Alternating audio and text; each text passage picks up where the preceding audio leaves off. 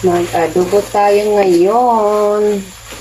Good evening mga guys. Dito ko siya iprito guys. Ipakulo ko muna siya sa yung timpla niya.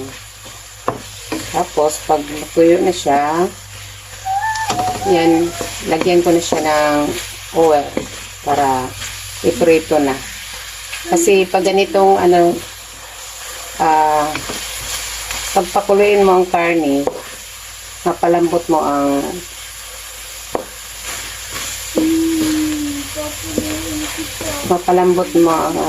karne. So pagprituin mo, maliban na mapalambot, mag-absorb ang timpla. So malasahan mo kung anong lasa yung adobo mo. Ito yung adobo to guys, ito yung adobo.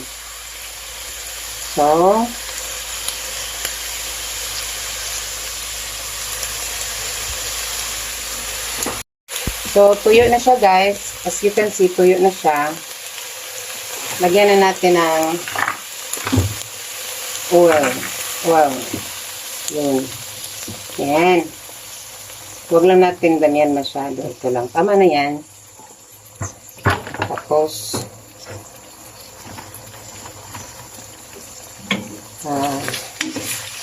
mix natin hanggang mag-brown siya. Pag brown na siya guys, pwede na kainin. Matagandahan pag lagi natin hukayin, pantay yung color niya. Pantay din ang pagka-brown. So, pag hindi natin sugkayin, hindi, masusunod yung part. Ibang mga part sa karne.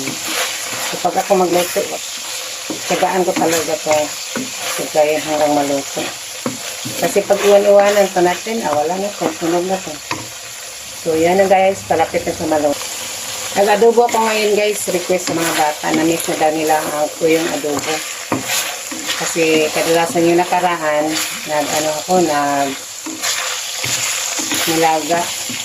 nilagang baboy with sabaw.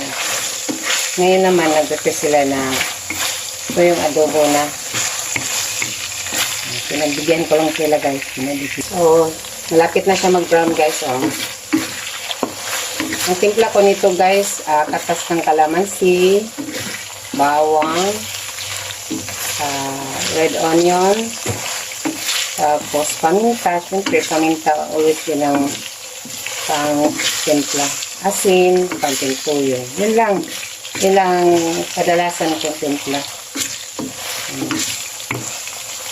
Okay, malapit na itong mag-brown. Pag-brown na ito guys, hinguin na natin para ihanda na natin sa mga kabataang barangay. Sarap ng barangay. Yan ang paborito nila. Carnivorous. Okay. Tingnan nyo guys.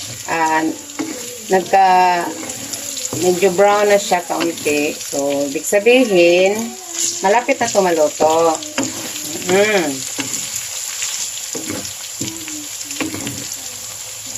Yan, mag-brown na to.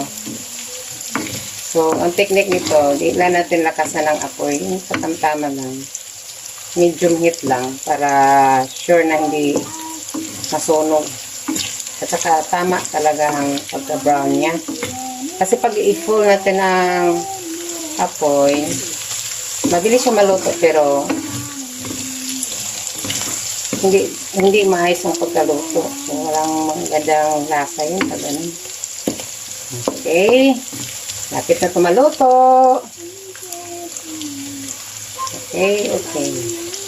Hey guys, anong hapunan nyo ngayon? Anong handa nyo sa pamilya? Siguro, naghahanda din kayo para sa hapunan. Ulit ako nakaluto guys kasi dami kong ginagawa. At saka frozen pa ito kanina. Kaya matagalan. Maganda yung lutuin yung hindi frozen. Kasi pag frozen yung lutuin, hindi masarap.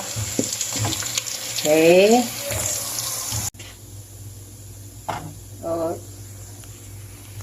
Okay. Tingnan nyo guys. Ayun, brown na siya, no? Kagandahan sa adobo, tuyong adobo, hindi sobra ding crispy. Kasi pag sobrang crispy, sakit ang ngipin natin.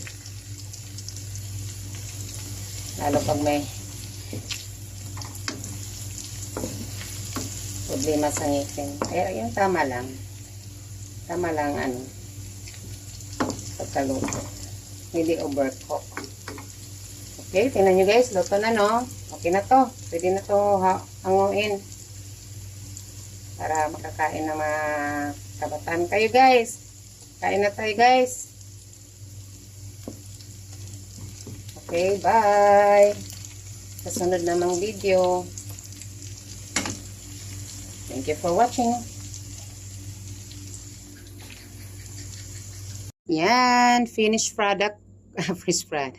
Yan guys, yan, luto na. Pwede na kainin. Yan. Okay, thank you. Bye.